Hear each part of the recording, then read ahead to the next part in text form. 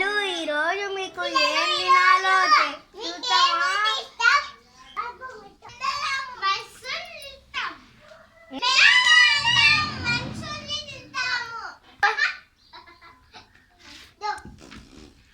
ఏందో పెద్ద పెద్ద రాక్షసుడిని తినలేట్టు చెప్తాండు పెద్ద అయ్యాలు.